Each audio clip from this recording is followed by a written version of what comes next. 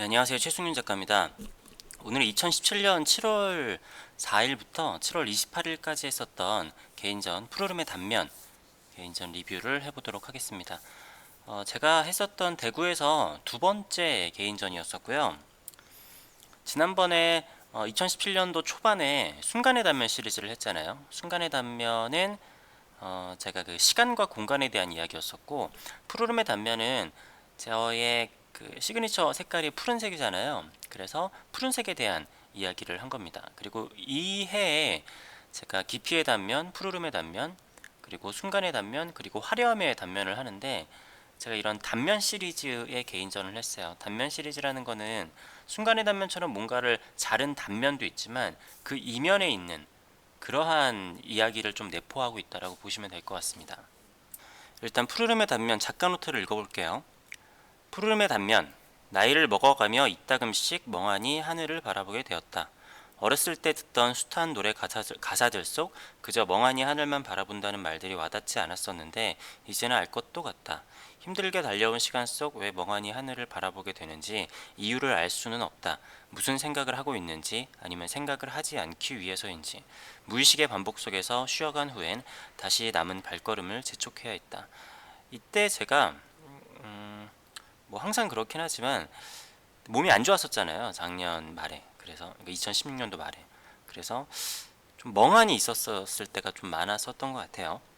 뭐 멍하니 있을 때 하늘을 바라보면 파란색이잖아요. 자, 이때 이렇게 갤러리 4개에서 했었고 이런 식으로 DP가 됐었습니다.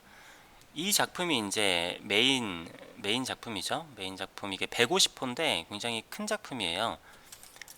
그리고 근데 이 작품이 너무 커가지고 저는 이제 보여주고 싶은 마음에 가져간 작품이었는데 제가 신기하게도 전시를 열고 얼마 되지 않아서 이 작품이 제일 먼저 판매가 됐었나 그랬었어요. 그 대구에 계신 이제 원장 한의원 원장님이셨는데 서울에도 한의원을 가지고 계신 또 집도 굉장히 집에다가 설치를 하셨어요. 사실 이게 굉장히 큰 작품이기 때문에 굉장히 큰 집임에도 불구하고 이렇게 딱 바닥에서부터 천장까지 꽉 찼었거든요. 제가 설치할 때 갔었는데 아무튼 일반 집에는 걸 수가 없는 작품입니다. 근데 아무튼 이렇게 큰 작품이 판매가 됐었던 게 되게 신기했었어요.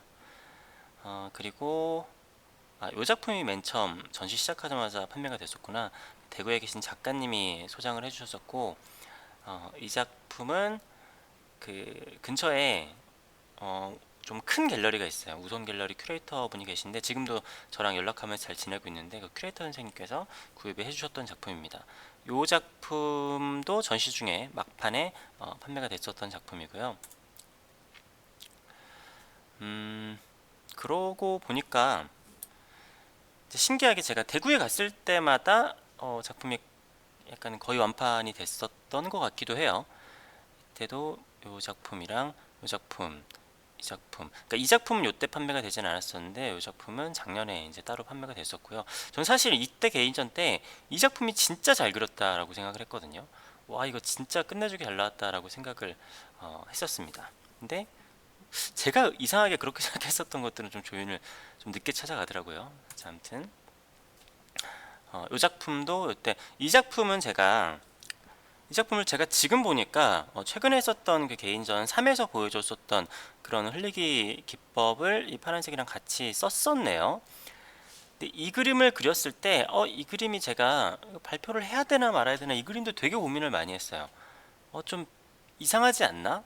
라고 생각을 하고 그 위에다 이런 걸 했는데 의외로 사람들의 반응은 되게 좋더라고요. 또 희한하게 제가 좀 이거 아니지 않나 싶은 거는 또 잘 되고 막 그런 게 또 있어요.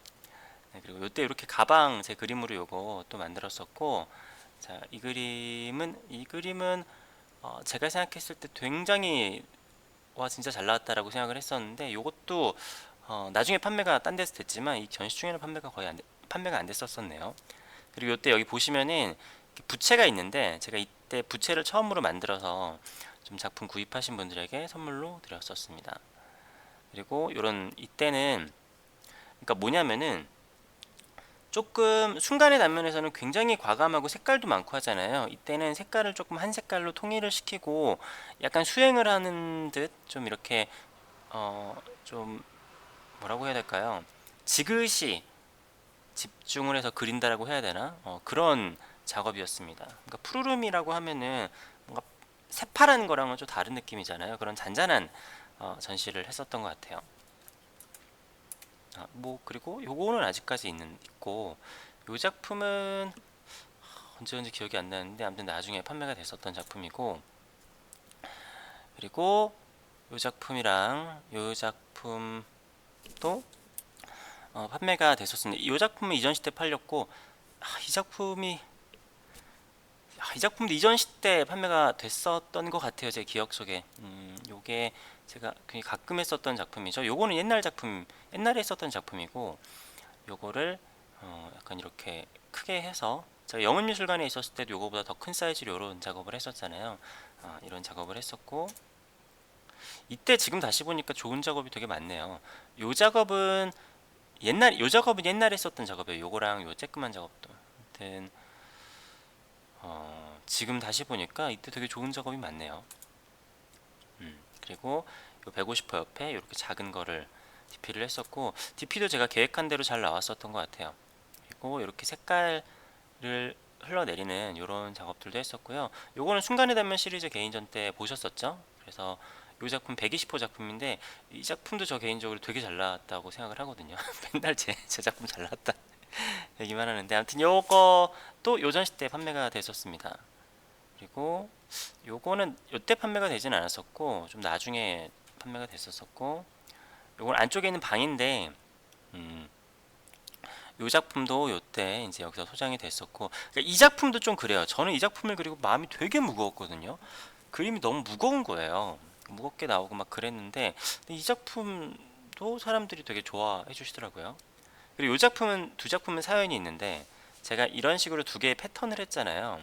패턴을 하고 뭔가 두 개를 나란히 놨는데, 뭔가 좀 두 개가 달라야 되지 않나, 그런 생각이 좀 드는 거예요. 그래서 여기다가 팍 큰 터치를 했는데, 음, 그래서 이게 내가 잘한 짓인가 잘하지 못한 짓인가 이런 고민을 되게 많이 했었어요. 근데 아무튼 결국에는 두 작품 모두 이제 주인을 찾아갔는데, 그렇게 뭔가 이렇게 고민을 많이 해서 이런 시도를 했던 거는 나름 잘한 시도였다라고 생각해요. 아무튼 여기 이렇게 보시면은 색 색깔로 이렇게, 이때는 이렇게 색 색깔 있는 부채를 만들어 줬습니다.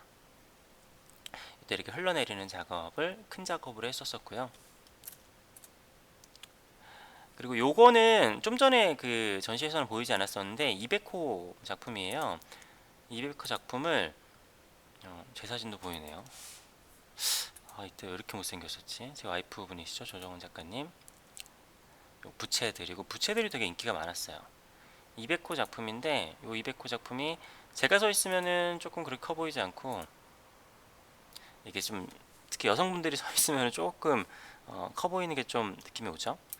예, 조정원 작가님 여기서 서 있었던 거고, 이거는 제가, 그러니까 왜 첫 번째 사진이 없었냐면은 요 기간 중에 같이 근처에 있는 봉산문화회관에 전시를 했었어야 돼요. 그래서 전시회 때 200호를 여기다 냈었고, 네, 이런 식으로 그러니까 봉산문화회관에 이제 단체전에 작품을 냈었고요. 제가 사진 자료가 많지 않네요. 아무튼 요때 이제 150호가 판매가 됐잖아요. 그래서 그거를 설치를 하고, 이제 공간이 좀 비니까 여기다 200호를 전시장에다가 다시 그 봉산문화회관 전시가 끝난 다음에 가져와서 설치를 했었습니다.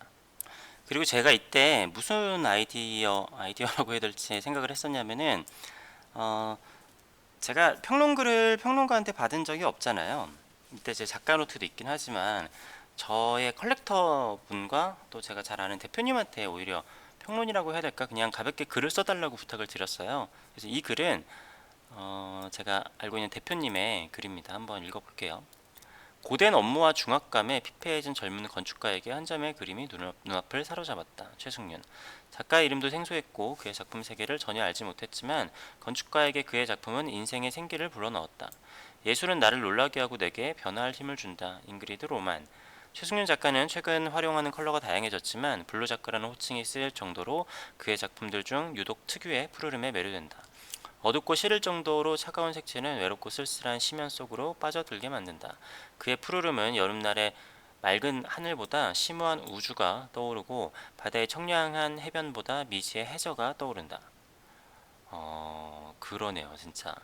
작가의 작품을 마주하고 있노라면 그의 의도하지 않은 순간의 찰나에서 표현된 깊고 오묘한 색채에 빠져들어 마치 환상의 나라에 초대받은 듯한 착각마저 불러온다.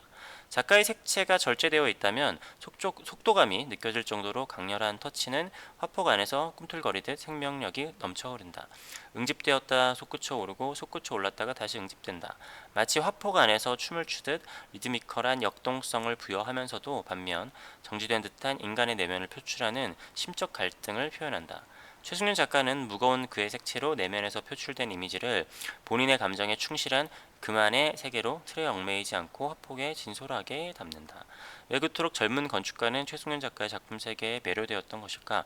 아마 작가의 작품을 통해 억제되어 있는 현실 세계에서 표출하고자 했던 자유를 열망했던 자신의 언어를 발견한 것은 아닐까. 아마 영화 글랑블루의 심해가 차가운 죽음의 공포가 아니라 따뜻함의 또 다른 세계를 의미하듯이 최승윤 작가의 푸르름은 알 수 없는 반전이 숨어있는 듯하다. 1917년 6월 27일 최승윤 작가를 사랑하는 젊은 건축가로부터. 그러니까 이 대표님께서 첫 컬렉팅이 제 작품이셨어요. 그래서 제 작품을 컬렉팅을 좀 많이 하셨어요. 그 이후로 제 작품뿐만이 아니라 다른 작가의 작품들도 컬렉팅을 굉장히 많이 하시는, 어떻게 보면은 전문 컬렉터가 됐는데, 희한하게 제 작품을 첫 컬렉팅을 하시는 분들이 많고, 그리고 또 젊은 남자분들이 많습니다. 제가 옛날에도 저는 항상 남자들한테 인기가 좋다 그랬잖아요. 근데 그래서 저는 이게 이런 글이 진짜 의미가 있는 것 같아요. 진짜. 물론 저의 평론을 쓰고 싶어 하시고 좋게 평론을 써주신 분들도 계시지만 진짜 제 작품을 좋아해 주시는 분이잖아요. 그래서 제 작품을 진짜로 좋아해 주시는 분의 글을 제가 좀 걸고 싶었었어요. 그래서 이런 글을 받아가지고 전시장에도 이렇게 붙여놨었습니다.